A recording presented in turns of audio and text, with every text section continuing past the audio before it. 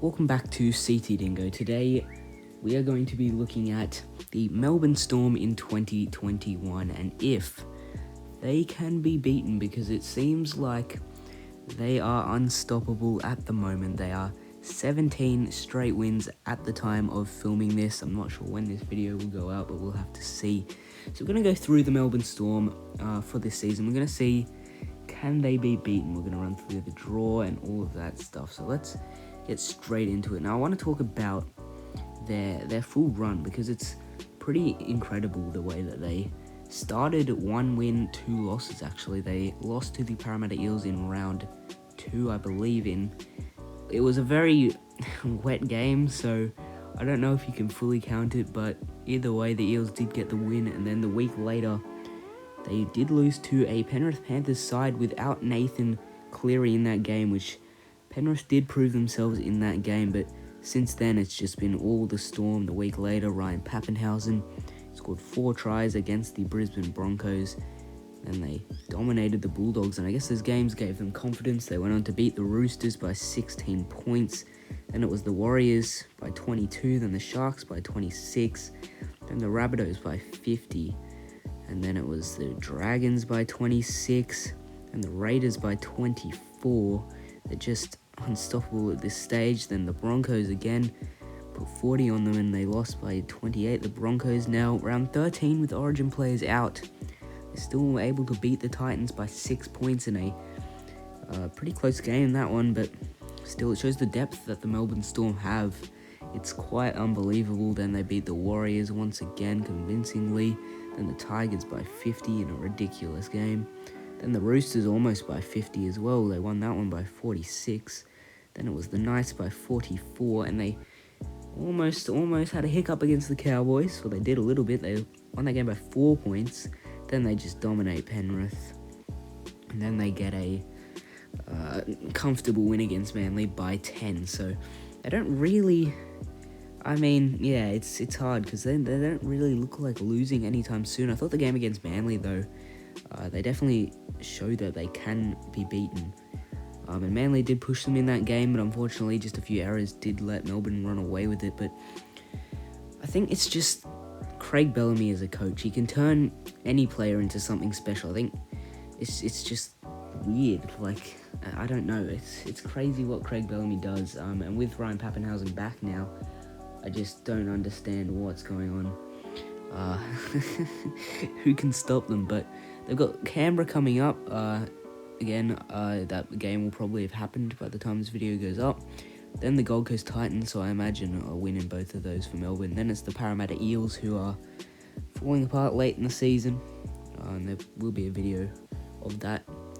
But yeah, so they should get a win there. And then it's finishing off with the Sharks. Now, look, the Storm are definitely beatable. I don't know how you beat them. I think you can. Well, look, in this Dragons game, which I think it was round 10 at Magic Round, they played the Dragons, but the Dragons were, it was round 10. So the Dragons ran them side to side a lot in that game, and they made a couple breaks. So yeah, you can beat them on the sides. We saw Manly do that with Ruben Garrick scoring a double on that corner and Jason Saab with an intercept try. So the edges can be exploited that side with I forgot who's on the side now, but there is a side to Melbourne that you can beat. I just want to go over the teams real quick. It's Dean Aramea, there we go, and Remus Smith on that right edge, I believe, for Melbourne, that you can crack. I think, Manly obviously did it twice, but you can definitely crack the Storm. Now, I think teams like the Rabbitohs and maybe Penrith come finals, if they're full strength, will be able to upset the Storm. I don't think they'll lose in regular season, but the Melbourne Storm need a loss.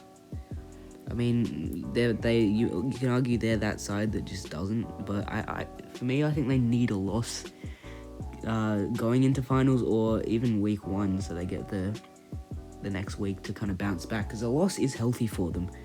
But I can see a team like the Rabbitohs or the Panthers being able to upset them come finals time, and I think the Storm can be cracked. We saw that against the Seagulls. It's just a matter of time.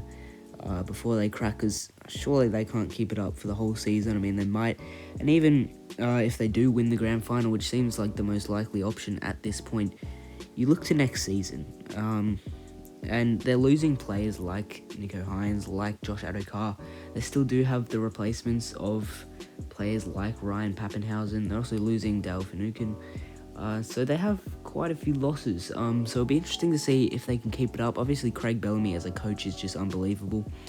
So he can probably turn any new player into something just special on this Melbourne Storm team. But yeah, at the moment, I do think they can lose. Personally, I do think the Melbourne Storm can lose. And I think I have a feeling they might come finals time. It depends who they play, obviously. But I have a feeling, I have a sneaky suspicion that they could lose in week 1, depending on who they play. If it's the Roosters, I'd probably say no. If it's the Eels, I'd probably say no as well. I don't think the Eels will make the top 4, though. But yeah, personally, I reckon they will lose, and I reckon it will come to a team like the Rabbitohs or the Penrith Panthers. I think it's a matter of time, and honestly, I could see them losing the grand final to a team like Penrith. Because people forget about the Penrith Panthers. At full strength, they are just unbelievable, and they are very capable of beating Melbourne when they are full strength.